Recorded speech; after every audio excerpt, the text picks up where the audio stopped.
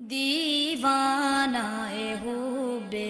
احمد ہوں، احسان ہے مجھ پر قسمت کا، کہتا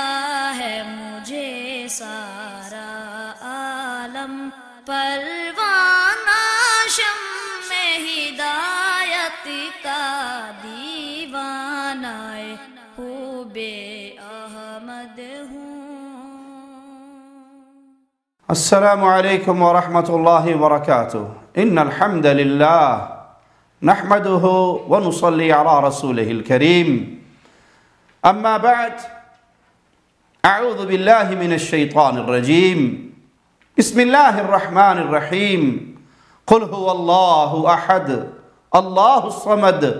لم یلد ولم یولد ولم یکن له کفوا احد۔ قبر پرستوں کا معاملہ بڑا عجیب ہے۔ یہ اپنے پیروں کو، فقیروں کو کبھی تو اللہ والی شان دیتے ہوئے نظر آتے ہیں، کبھی ان کو مشکل کشا و حاجت روا مانتے ہوئے ان کی دہلیز پہ گرتے اور گڑ گڑاتے ہوئے نظر آتے ہیں، اور کبھی ان کا دل چاہے تو وہ جو معاملات خاص رسول اللہ صلی اللہ علیہ وسلم کے ساتھ تھے وہی معاملات اپنے پیروں اور فقیروں کے ساتھ کرتے ہوئے نظر آتے ہیں۔ ویسی ہی محبت وہاں بھی ان کی چھلک رہی ہوتی ہے، اور اہل ایمان خالص اللہ سے محبت کرتے ہیں اور اللہ کے رسول صلی اللہ علیہ وسلم سے پیار کرتے ہیں، کیونکہ یہی تعلیم انہیں محمد الرسول اللہ صلی اللہ علیہ وسلم نے دی ہے۔ آئیے پیارے نبی، امام الانبیاء، امام کائنات، امام اعظم محمد الرسول اللہ صلی اللہ علیہ وسلم کا فرمان سنیں۔ سیدنا انس بن مالک الانصاری رضی اللہ عنہ وارضا روایت کرتے ہیں، اور یہ صحیح بخاری میں حدیث نمبر 16، صحیح مسلم میں حدیث نمبر 43، سنن ترمذی اور سنن نسائی، سنن ابن ماجہ، مسند احمد، ان تمام کتابوں کے اندر یہ روایت موجود ہے کہ رسول اللہ صلی اللہ علیہ وسلم نے فرمایا، ثلاث من کن فیہ وجد حلاوت الایمان، تین باتیں جس میں پیدا ہو جائیں وہ ایمان کی مٹھاس، وہ ایمان کا ذائقہ، وہ ایمان کی لذت کو چکھ لیتا ہے۔ تین باتیں جس میں پیدا ہو جائیں۔ اللہ، تجھے تیرے پیارے ناموں کا واسطہ ہے مولا، اپنی رحمت سے ہم اور جن بھائیوں تک میری یہ آواز پہنچ رہی ہے ہم سب کو ان پیاروں میں شامل فرما دے جن کے اندر یہ تین باتیں مکمل ان کے دل میں راسخ ہو چکی ہوں اور وہ ایمان کا ذائقہ چکھنے والے ہوں۔ پہلی بات،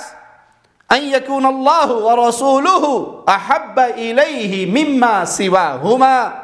کہ وہ اللہ اور اس کے رسول سے ایسی شدید محبت کرے، کیسی محبت پھر اللہ اور اس کے رسول کے علاوہ اسے کسی اور سے نہ ہو۔ اس کی محبت اللہ سے اور اللہ کے رسول صلی اللہ علیہ وسلم سے شدید محبت ہو، سب سے زیادہ محبوب اللہ اور پھر محمد الرسول اللہ صلی اللہ علیہ وسلم ہو۔ وَيُحِبَّ الْمَرْءَ لَا يُحِبُّهُ إِلَّا لِلَّهِ، جب اللہ کی محبت اور اللہ کے رسول صلی اللہ علیہ وسلم کی محبت دل میں پیدا ہو جائے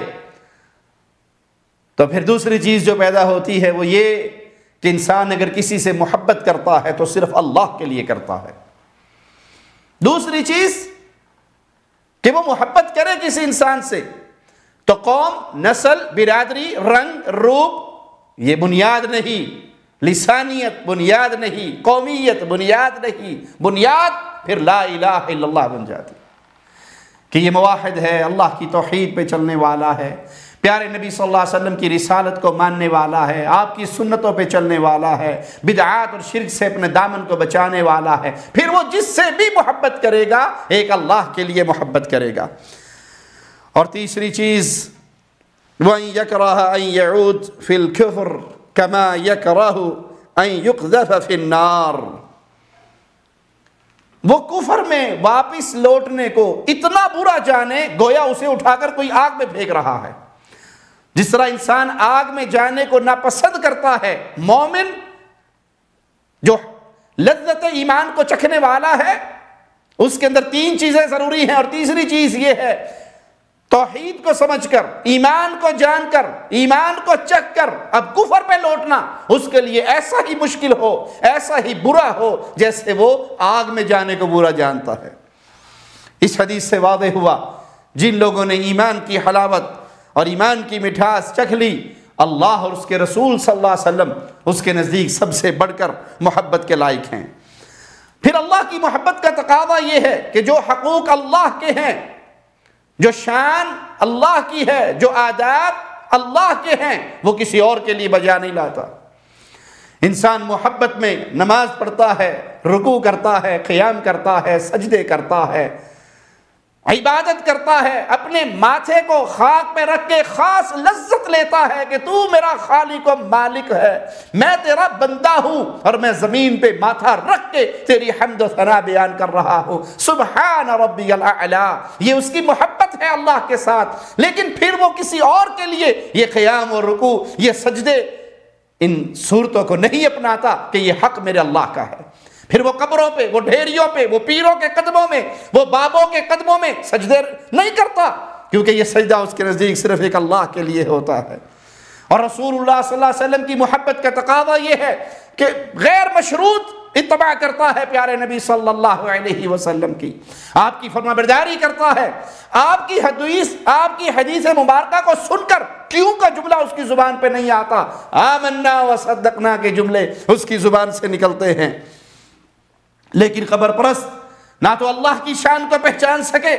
کہ انہوں نے اللہ کے لیے بھی سجدے کیے، قبروں پہ بھی سجدے کیے، اللہ کے لیے بھی رکوع کیا، قبروں پہ بھی رکوع کیا، اللہ کے لیے نذر، نیاز، ذبح، قربانی کی، تو یہ سارا معاملہ مردوں کے لیے بھی کیا۔ نہ تو وہ الوہیت کے مقام کو سمجھے، خالق و مالک کی غیرت کو سمجھے، اور نہ ہی وہ رسول اللہ صلی اللہ علیہ وسلم کے حقوق کو پہچانے۔ انسان مانگتا ہے، پکارتا ہے، گڑ گڑاتا ہے تو خالص ایک اللہ کے سامنے اپنی فریادیں رکھتا ہے، لیکن آپ نے دیکھا بارہا یہ قبر پرست بابا جیلانی کی قبر پہ بھی آتے ہیں تو ویسے ہی گڑ گڑاتے ہیں، ویسے ہی روتے ہیں، اس سے بڑھ کر شاید روتے ہیں اور اس سے بڑھ کر اسے پکارتے ہیں۔ تیرے ہاتھ میں ہاتھ میں نے دیا ہے، تیرے ہاتھ ہے لاج یا غوث اعظم۔ غوث پاک میں ساری زندگی پڑھتا رہا، یا اللہ بروز قیامت غوث پاک کے غلاموں میں اٹھانا۔ یا غوث اعظم آج آپ کے عرس کی رات ہے، آپ کے مرید، آپ کے فقیر دور سے آئے ہیں، آپ ہی کا فرمان ہے کہ نیک مرید میرے لیے اور میں گناہگاروں کے لیے ہوں۔ غوث پاک آپ کے گناہگار مرید آئے ہیں، ہماری جھولی بھر دیجئے، جھولی کو میری بھر دو، ورنہ کہے گی دنیا ایسے سخی کا منگتا پھرتا ہے مارا مارا۔ میری لاج رکھ لو یا غوث، میں مرید ہوں تمہارا، میں مرید ہوں تمہارا۔ غوث پاک آپ نے اپنے در پر آنے والوں کو سب کو نوازا، یہ دور دور سے آپ کے فقیر، آپ کے مرید، آپ سے محبت کرنے والے آئے ہیں۔ آج آپ کے عرس کی رات ہے، کسی خالی نہ لوٹائیے، سب کی جھولیاں بھر دیجئے۔ ماہ ماں محتاج تو حاجت روا، ماہ ماں محتاج تو حاجت روا، المدد یا غوث اعظم سیدہ۔ جو ایک مسلمان کو اللہ کے ساتھ معاملہ کرنا چاہیے تھا، یہ قبر پرست ویسا ہی معاملہ مردوں کے ساتھ بھی کرتے ہیں۔ ان کے پیر شامی کو دیکھا آپ نے، جنت میں نہیں جاؤں گا جب تک میرا ہر مرید جنت میں نہ چلا جائے۔ اے معین الدین، ہم بھی آپ کے غلام، ہم بھی آپ کے نوکر ہیں، آپ کی بارگاہ میں حاضر ہیں، اگرچہ برے ہیں، اگرچہ گندے ہیں، اگرچہ احقر ہیں، اگرچہ نکمے ہیں، اگرچہ گنہگار، بدکار، سیاہکار ہیں، جو کچھ بھی ہیں آپ کے غلام ہیں، ہمیں قبول فرما لیجئے، ہمیں قبول فرما لیجئے، ہمیں قبول فرما لیجئے۔ غریب نواز، ہمارے دل کی دنیا آباد ہو جائے، ہم دنیا کی دولت، شہرت۔ وہ اپنے پیر کو کس طرح پکار رہا ہے، وہ اپنے غریب نواز و بندہ نواز کو کس طرح پکار رہا ہے، وہ کس طرح التجائے کر رہا ہے اور کس طرح فریادی بن رہا ہے۔ اس کے در کا جو مردہ ہے، جو ڈیڈ باڈی ہے، جو قبر میں دفن ہو چکا ہے، جو مٹی کے نیچے مٹی میں شامل ہو چکا ہے، اس کے ساتھ اس کی محبت، اس کے ساتھ اس کا تعلق، اس کے ساتھ اس کی عقیدت کا کیا ماجرا ہے۔ جس طرح مومن اللہ کو پکارتا ہے، یہ قبر پرست مردوں کو پکارتے ہیں۔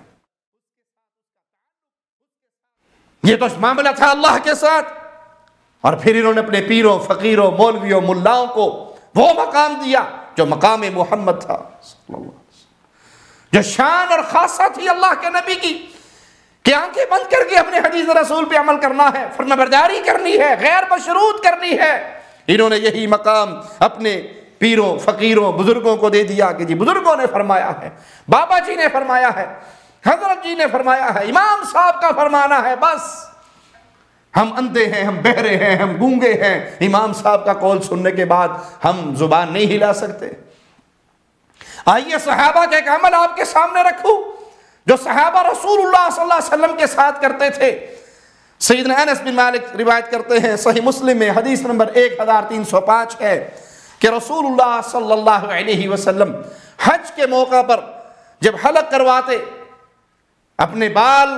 منڈواتے، تو اپنے منہ مبارک، اپنے برکتوں والے بال اپنے صحابہ میں بانٹ دیتے۔ اسی طرح صحیح مسلم میں حدیث نمبر 2069 سیدہ اسماء بنت ابی بکر سے روایت ہے کہ ان کے پاس رسول اللہ صلی اللہ علیہ وسلم کا ایک بابر کا جبہ تھا جسے آپ زیب تن کیا کرتے تھے۔ سیدہ فرماتی ہیں فَنَحْنُ نَغْسِلُهَا لِلْمَرْضَى، ہم اسے مریضوں کے لیے دھویا کرتے تھے، کوئی بیمار ہو جاتا ہم اس کو دھوتے اور اس کا پانی، اس کا دھون اس مریض کو پلا دیتے، اللہ اس کو شفا دے دیا کرتا تھا۔ اس طرح اور بھی بہت ساری حدیث ہیں جس کے اندر اللہ کے نبی صلی اللہ علیہ وسلم کے وضو کرتے ہوئے ان مبارک قطروں کو صحابہ لیا کرتے تھے، آپ کے لعاب دہن کو اپنے ہاتھ پہ لیا کرتے تھے۔ لیکن اللہ کے نبی صلی اللہ علیہ وسلم کی وفات کے بعد صحابہ نے یہ معاملہ تبرکات والا ابو بکر رضی اللہ عنہ وارضاہ کے ساتھ نہیں کیا کہ ابو بکر کے مبارک بال لیے ہوں، ان کو مبارک سمجھا ہو، ان سے شفا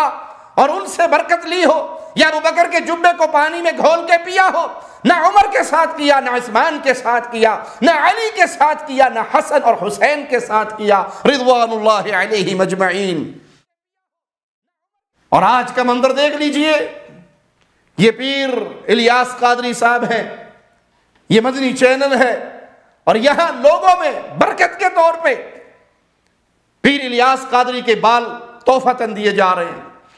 کسی کا انعام نکلتا ہے، کوئی مقابلہ جیتتا ہے، کوئی سوالوں کا جواب دیتا ہے تو اسے ہدیہ اور گفٹ کیا ملتا ہے؟ یہ مدینے کا بسکٹ ہے، اور یہ پیر اتاری کے مبارک بال ہیں۔ ان کو 10 روپے عیدی اور مدینے کا بسکٹ اور امیر سنت کے منہ مبارک، اور امیر سنت کے منہ مبارک۔ سبحان اللہ، کیا بات ہے، سبحان اللہ، سبحان اللہ۔ بھائی بڑے پیارے پیارے باپا کے دیے ہوئے تبرکات آپ کا بھی درست ہے، اور آپ کو عاشق غوث اعظم کے پیارے پیارے بال امیر سنت کے بال تحفے میں دیے جائیں گے، منہ عطار۔ انا للہ و انا الیہ راجعون۔ یہ خاصہ تو رسول اللہ کا تھا صلی اللہ علیہ وسلم کہ صحابہ پیارے نبی صلی اللہ علیہ وسلم کے وضو کرتے ہوئے گرتے ہوئے پانی کو اپنے ہاتھوں پہ لے لیتے۔ اگر کسی صحابی کے ہاتھ پہ نہ آتا تو وہ ساتھی کے ہاتھ پہ، گیلے ہاتھ پہ ہاتھ لگا کر اپنے ہاتھ کو گیلا کر لیتا۔ ان بالوں کو اللہ کے نبی صلی اللہ علیہ وسلم کے منہ مبارک کو باعث برکت سمجھتے، باعث شفا سمجھتے، پانی میں گھول کے پی لیتے، اس جبے کا دھون پیتے۔ یہ سارے تبرکات ہیں جس کو اہل ایمان مانتے ہیں، لیکن یہ خاصہ محمد الرسول اللہ کا تھا صلی اللہ علیہ وسلم، جو تم نے آج عطار قادری کو بھی دے دیا، الیاس قادری کو بھی دے دیا، اور کہیں طاہر القادری کو دے دیا کہ وہ ٹیشو سے پسینہ صاف کرتا ہے، اور اس ٹیشو کو لینے کے لیے درجنوں چیخے اور چلاتے ہیں کہ یہ ہمیں مل جائے۔